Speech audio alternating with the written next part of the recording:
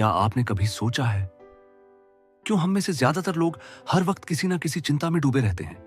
कभी नौकरी की चिंता, कभी बच्चों की पढ़ाई की, कभी उनकी शादी की, और कभी ऐसे डर की जिसका कोई असली कारण भी नहीं होता। लेकिन अगर मैं कहूं, एक ऐसी कहानी है जिसको सुनने के बाद आपकी सोच ही बदल सकती है।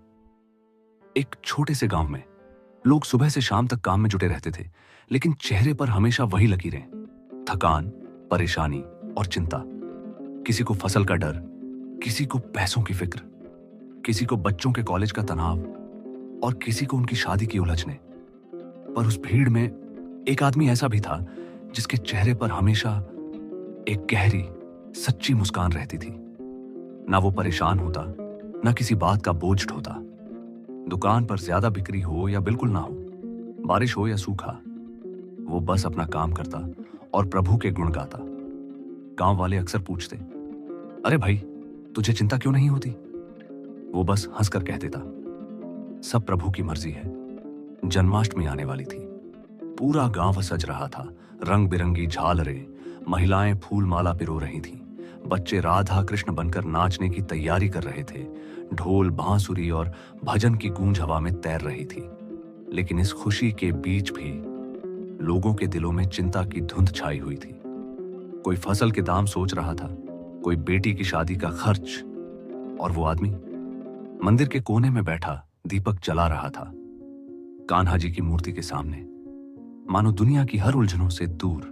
जन्माष्टमी की रात गांव के कुछ लोग उसके पास आए और बोले, भाई, हम तो हर वक्त परेशान रहते हैं, तुम कैसे इतना शांत और चिंताओं से मुक्त रहते हो?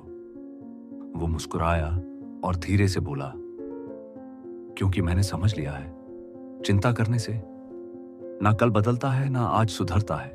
मैं अपना काम पूरे मन से करता हूं और बाकी सब प्रभु पर छोड़ देता हूं। सोचो जरा, आज हम जन्माष्टमी पर भगवान का जन्मदिन मना रहे हैं, तो क्यों ना अपनी सारी चिंताएं श्री कृष्ण के चरणों में रख दें। वो बेहतर जानेंगे हमारे लिए क्या सही है। उस रात सिर्फ मटकी ही नहीं टूटी, साथी ही टूट गई।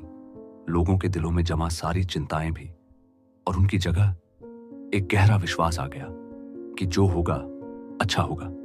याद रखो, हमारा काम बस कर्म करना है, बाकी सभी चिंताएं प्रभु पे छोड़ दें। जब ये बात समझ आ जाती है तो जीवन सचमुच हल्का लगने लगता है।